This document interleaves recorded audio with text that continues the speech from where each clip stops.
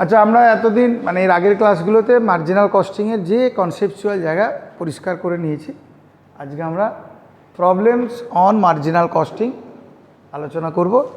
Problem 1, এই অঙ্কটা আমি বাড়িতে দিয়েছিলাম, আমাকে একজনই দেখিয়েছে, তুমি দিয়েছো PB ratio, break even point, margin of safety. সবাই মিলে যদি অঙ্কে, এটা হচ্ছে সব থেকে বলতে পারো যত সাবজেক্ট যত চ্যাপ্টার আছে মোস্ট ইন্টারেস্টিং চ্যাপ্টার হচ্ছে মার্জিনাল কস্টিং। সবাই পারে, পরীক্ষা হলে 7 নাম্বার 8 নাম্বার কত চ্যাপ্টার আছে, 10 marks allotted for marginal costing problem.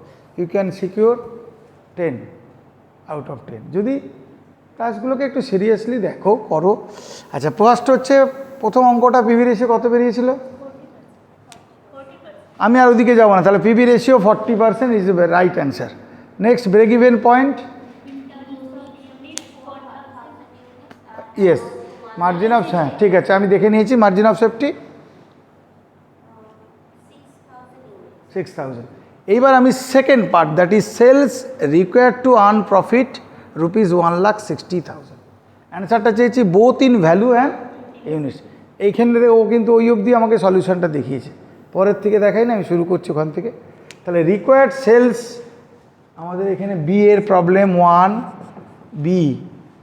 Required সেলসের formula fixed cost plus desired profit divided by PV ratio. যদি করি ভ্যালুতে অ্যান্সার আসবে, আর কন্ট্রিবিউশন পার ইউনিট করলে ইউনিটসে আসবে। তাহলে এই অঙ্কের ক্ষেত্রে ফিক্সড কস্ট বলো 64,000, আর প্রফিট কত আর্ন করতে চাই 1,60,000। বলো 40%, ক্যালকুলেট করে বলো 5,60,000। Very good. এইখানে রুপিসটা লিখবে কিন্তু, হ্যাঁ। So this is required sales. এটার মানে হচ্ছে যে কোম্পানি বা বিজনেস যদি 1,60,000 টাকার প্রফিট আর্ন করতে চায়, তাহলে তাকে সেলস করতে হবে 60,000। তবে করে দেখো, এটাকে ঘুরিয়ে আবার উল্টো দিকে যাও, 5,60,000 সেল হলে প্রফিট কত হবে, অ্যান্সার 1,60,000 আসবে। তো কোনো কোনো অঙ্কে এই 5,60,000টা বলা থাকবে, you have to calculate the required profit. বোঝা গেল? এই অঙ্কটাতে কী হচ্ছে, রিকোয়ার্ড প্রফিট বলা আছে, রিকোয়ার্ড সেলস বের করছি। ওকে, তাহলে ইন টার্মস অফ ইউনিটসে কী হবে রিকোয়ার্ড সেলস, কে বলো এটাকে যদি আমি সেলিং প্রাইস পার ইউনিট দিয়ে ভাগ করে দিয়ে ফর্মুলা যাওয়ার দরকার নেই, যে fixed cost plus desired profit divided by contribution per unit, এটা করলেও অ্যান্সার বেরোবে। অথবা এই ভ্যালুটাকে সেলিং প্রাইস পার ইউনিট দিয়ে ভাগ করলে ইউনিটসে আসবে কত, selling price per unit, that is 40। So 5,60,000 divided by 14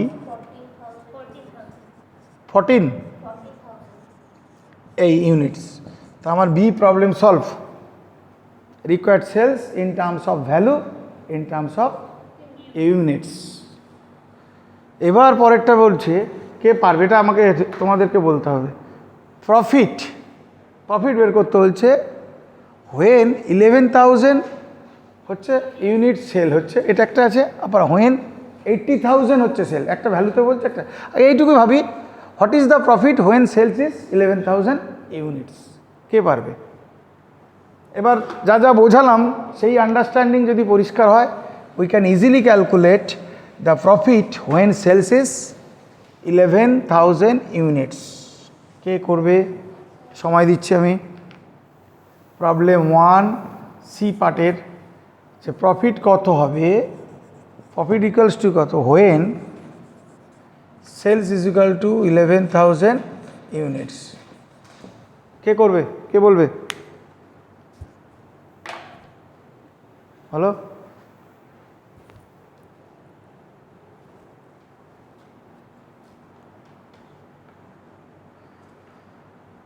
$11,000 units মানে 11,000 ইন্টু 40 করলে সেল প্রাইস পেয়ে গেলাম, তাই তো? তা সেলস যেই পেয়ে যাব, সেলস থেকে কী বাদ দেবো? ভেরিয়েবল কস্ট, তারপরে কন্ট্রিবিউশন, তারপর ফিক্সড কস্ট, এত কিছু তো আছে না। ডাইরেক্ট আমরা কন্ট্রিবিউশন বের করতে পারবো। যদি কন্ট্রিবিউশন বের করি, খালি ফিক্সড কস্ট বাদ দিলেই প্রফিট বেরিয়ে যাবে। সেলস কন্ট্রিবিউশন বের করার 3টি উপায় বলেছিলাম। Contribution equals two S minus V, তো জানি সবসময় মাথায় ওটা থাকলে। আরেকটা বলেছিলাম contribution equals two F plus P, এটাও অসুবিধা হচ্ছে। আমার কাছে এস আছে, এসটা পেয়ে গেছি, sales S minus B is equal to C. ভিটাও বের করতে হবে তাহলে। আচ্ছা করো, তোমরা করো, আমি পরে আর একটা ওয়ে বলছি, করো।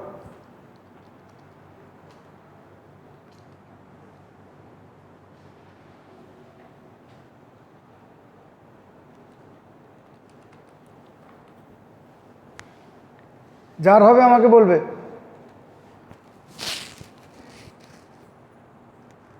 Selling price per unit 40, variable cost per unit 24, fixed cost 64,000। এই অঙ্কের ক্ষেত্রে what will be the profit if sales is 11,000 units?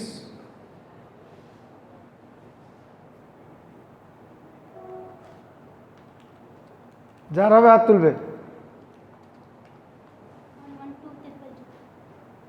বলো। 112 triple zero. That is 1,12,000. So profit বলছে 1,12,000। আর সময় ও পেরেছি আপাতত, বাকিরা দেখো ভেরি সিম্পল অঙ্কতে আটকে যাচ্ছে। প্রফিট বের করতে গেলে কি লাগবে আমার? কন্ট্রিবিউশন থেকে ফিক্সড কস্ট বাদ দেবো। দেখে নাও, profit is equal to contribution minus fixed cost. এই কন্ট্রিবিউশনটা বেরোবে S into PV ratio, direct বেরোবে। বলেছিলাম তিনটি উপায়ে পিভি রেশিও বের করা যায়।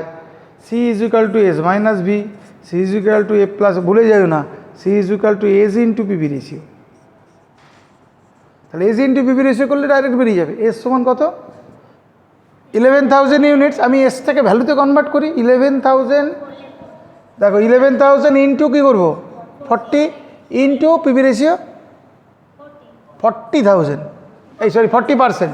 তাহলে 40%, এইটা যেই করে নিলাম এই পার্টটাই হয়ে গেল contribution minus fixed cost, that is 40, fixed cost 64,000। করো তো এবার ক্যালকুলেটার, কত হচ্ছে এটা? 11,000 ইন্টু 40 ইন্টু 40%, 1,76,000 মাইনাস 64,000, তাহলে কত হচ্ছে? দেখো ও করতে পেরেছে, ভেরি গুড। 1,12,000, এটা কিন্তু ভ্যালুতে আসছে। হ্যাঁ, এটা বুঝতে পারলে? দেখো কত সহজ। এত মাইনাস এস মাইনাস ভি, একদম ওই একই রাস্তা দিয়ে হাঁটবো, এস মাইনাস ভি সবই খুঁজবো, হবে না। ডাইরেক্টলি আমি কোথাও চলে যেতে পারি। তো this is a profit. So profit is equal to 1,12,500 when sales is 11,000 units. Okay, তাহলে এবার পরেরটা বের করতে, যদি সেলস, এটা একটা অঙ্ক, আরেকটা পরের অঙ্ক, সেলস 80,000, তাহলে what will be the profit? দেখি কে আগে করে। যে আগে করবে হাত তুলে বলতে হবে, কিন্তু ও আগে করে বলেছে 1,12,000। এবার বলছি সেলস যদি 80,000 হয়, what will be the profit? এটা ইউনিটসে বলেনি, ভ্যালুতে বলেছে।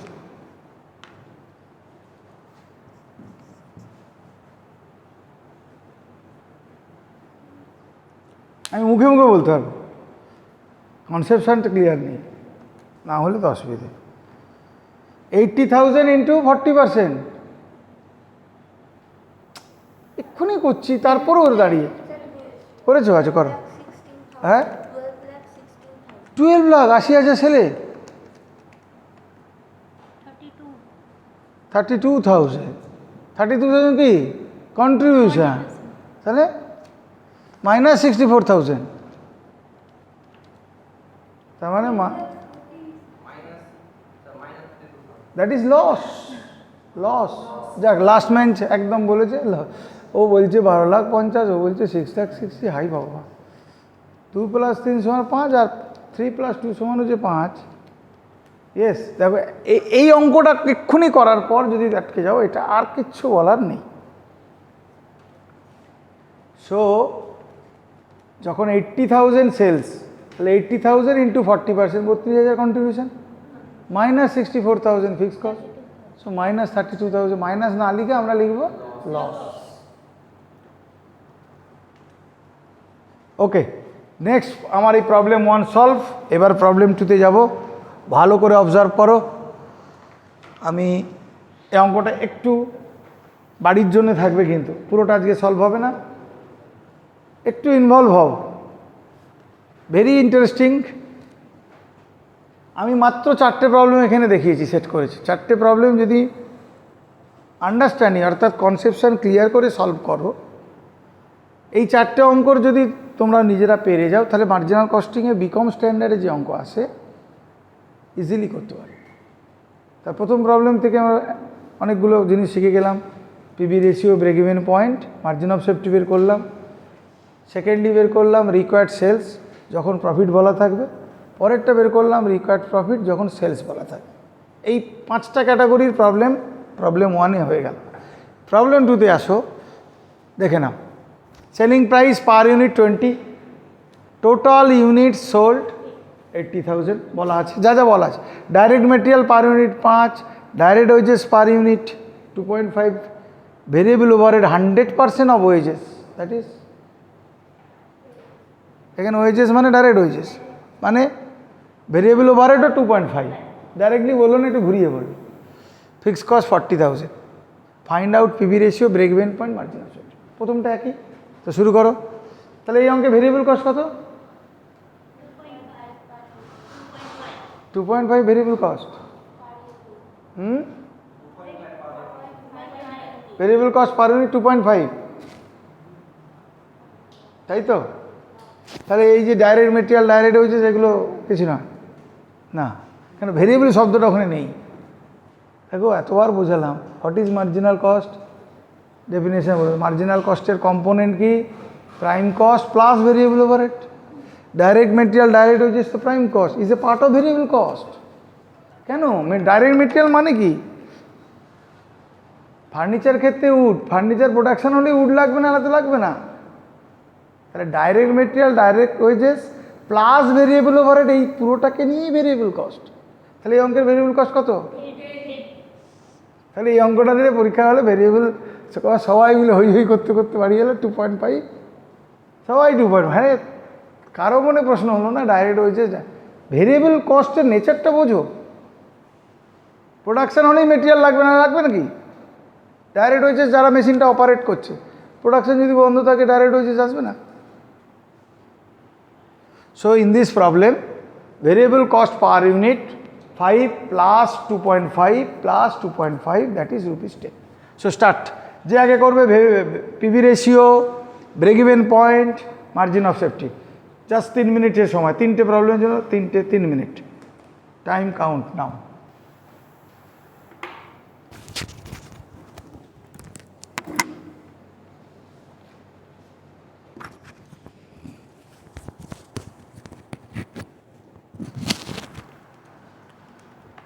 পিভি রেশিও বের করে বলবে কত হলো। 50%। কোনো চাপ নিও না। PV ratio contribution by sales into 100। In this problem contribution equals to 20 minus 10, যেহেতু পার ইউনিটে যাচ্ছি তাহলে contribution per unit divided by selling price per unit, দুটোই পার ইউনিট করতে হবে। Break even point in units 4,000 units and amount 80,000. Okay, next দেখো break even point বের করে ফেললো, পিভি রেশিও বের করে ফেললো, margin of safety. Last bench থেকে বলো, আস্তে আস্তে করো। পিভি রেশিও বেরোলো? হ্যাঁ। Margin of safety 4,000 units. Margin of safety 4,000 units. যেহেতু আমি একটু অনেকক্ষণ সময় দিলে তো চলে যাবে, আমি অঙ্কটা বের করেছে, ঠিকই বেরিয়ে গেছে।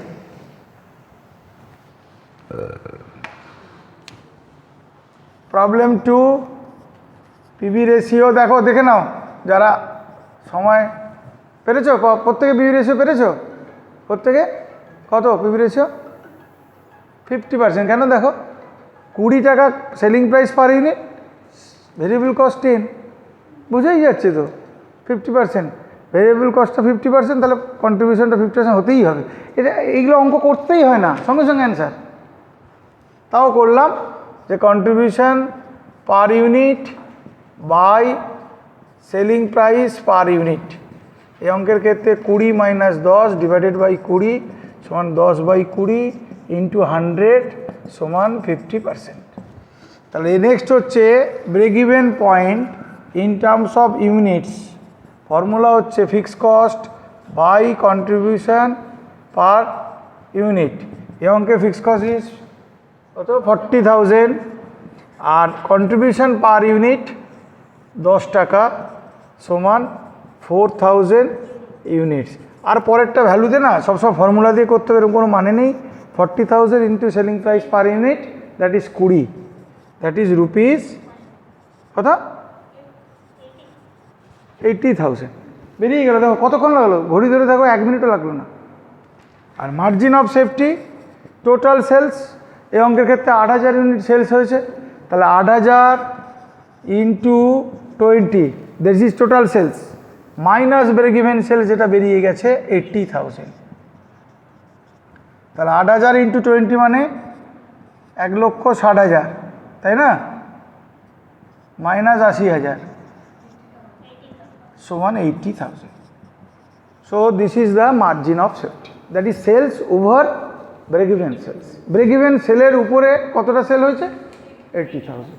পিবি রেশিও 50% মানে যদি সেলস 100 হয় কন্ট্রিবিউশন হবে 50 টাকা। ব্রেক ইভেন পয়েন্ট 4,000 ইউনিট মানে আপ টু 4,000 ইউনিট, 4,000-এর নিচে যখন বিক্রি করবে লস হবে। 4,000 ইউনিট যদি বিক্রি করে লস হবে না, 4,000-এর উপরেই যখন বিক্রি হবে প্রফিট হবে।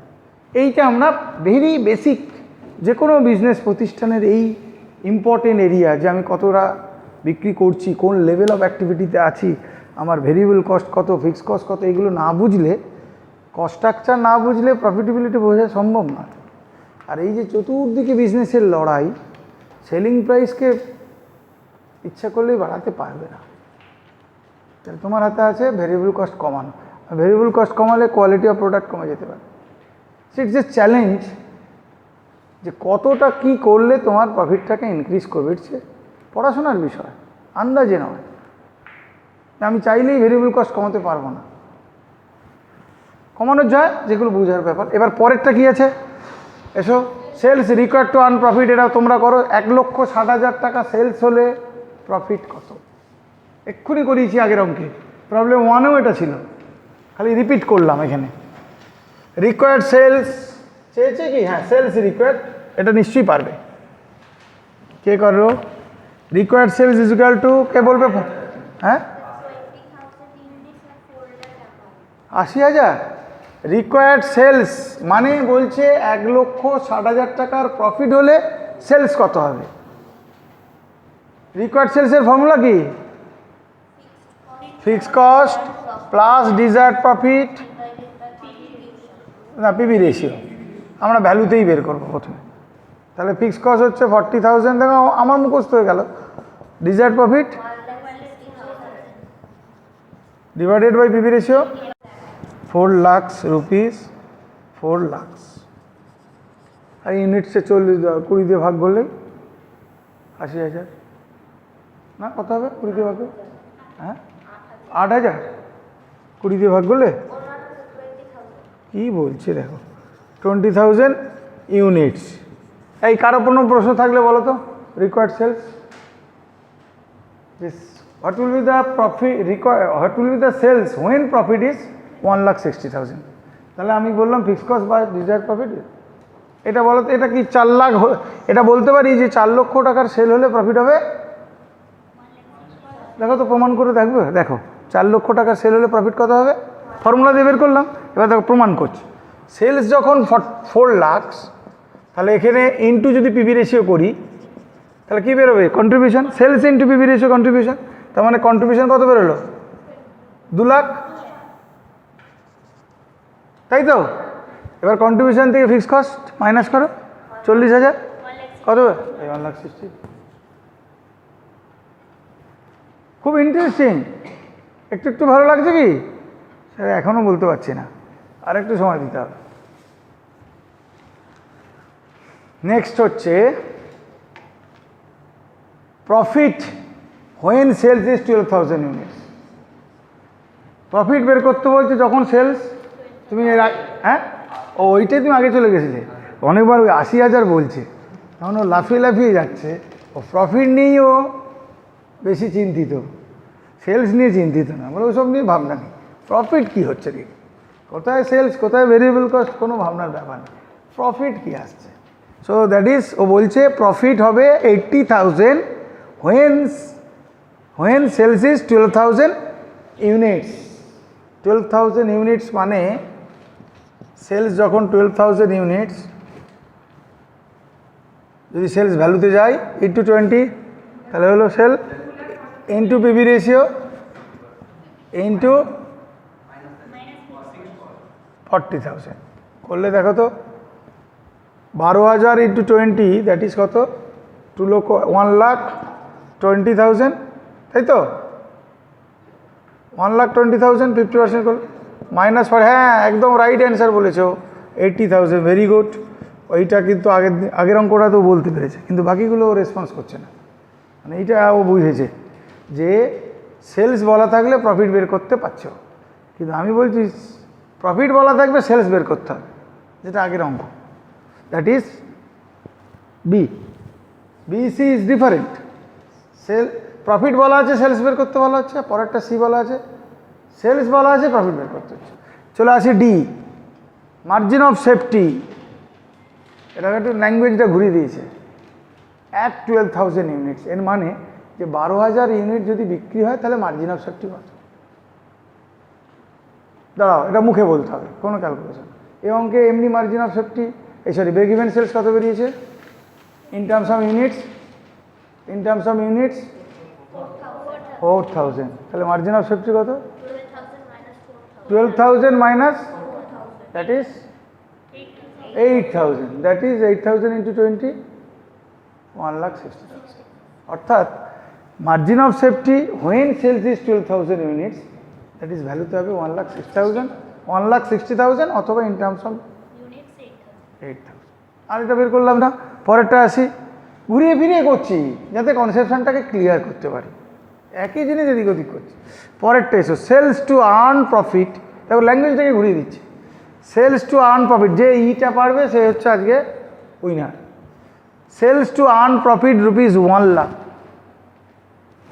If selling price per unit is reduced by 10%। মনে রাখো কি চাইছে, what will be the sales, সেলসটা বের করতে হবে যখন P is equal to 1 lakh, profit 1 lakh, তখন সেলস বের করতে হবে, কিন্তু কন্ডিশন আর একটা দিয়ে দিয়েছে যে সেলিং প্রাইসটা রিডিউস হবে 10%। এই জটিল হয়ে গেল অঙ্ক, আগের মতো আর নেই। যেই সেলিং প্রাইস চেঞ্জ হলো মানে কি চেঞ্জ আসবে, কন্ট্রিবিউশনে চেঞ্জ আসবে, কন্ট্রিবিউশনে চেঞ্জ হলে কি চেঞ্জ আসবে, আসল কথাই বলছে না, যাকে দিয়ে আমার ফর্মুলা পিবি রেশিও। চলো এইগুলো হেল্প করলাম। সো সেলিং প্রাইস 10% রিডিউস হচ্ছে মানে PB ratio will be decreased, তাই তো। আগে পিবি রেশিও বের করতে হবে, নিউ পিবি রেশিও কত হবে, when selling price is reduce by 10%, 20 থেকে 10% মানে 10%, 2 rupees minus 18, তার মানে আমার সেলিং প্রাইসটা 18 হয়ে গেল, বাকিগুলো এক আছে, বাকিগুলোর সম্বন্ধে বলেনি, তুমি আর অন্য করে ভাববে না, only selling price is reduce by 10%, so new selling price is 18, বাকি ফিক্স কস্ট বাকি variable cost per unit is same, তাহলে নিউ পিভি রেশিও কত হবে, ইয়েস ভেরি গুড, 44.44%।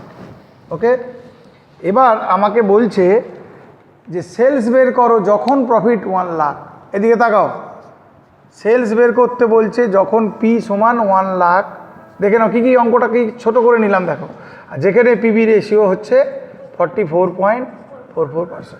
আমি সেলস কীভাবে বের করেছিলাম, সেলসটা বের করতে বলছি, সেলসটা প্রফিট বলা আছে, হ্যাঁ অ্যান্সার 3,15,000, 3,15,000 কি value.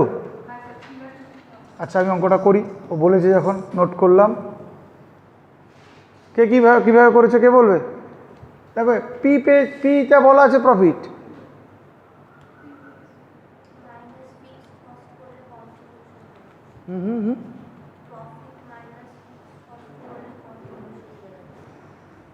Sales to earn profit 1 lakh if selling price per unit is reduced by 10%. That is PV ratio 50 থেকে হয়ে গেছে 44। কী হবে তাহলে, কী হবে, কীভাবে করছো বলো, এখানে এসো বোর্ডে করো।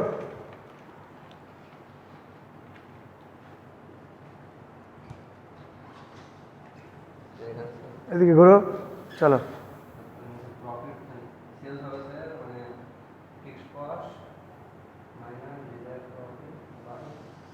Fixed cost minus desire profit, হ্যাঁ প্লাস করো, হ্যাঁ বড় বড় করে, বড় বড়, ঠিক, হ্যাঁ এত সহজ জিনিস, আবার ওইটা করলেই বেরোবে। এবার ক্যালকুলেটার,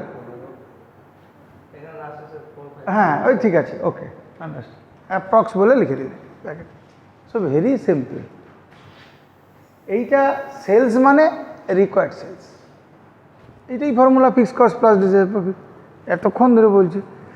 এর পরেরটা বাড়িতে থাকবে, এবার মোটামুটি এই লেভেল, আমি পরেরটা আলোচনা করে দিচ্ছি, এটা বাড়ির জন্য এফটা।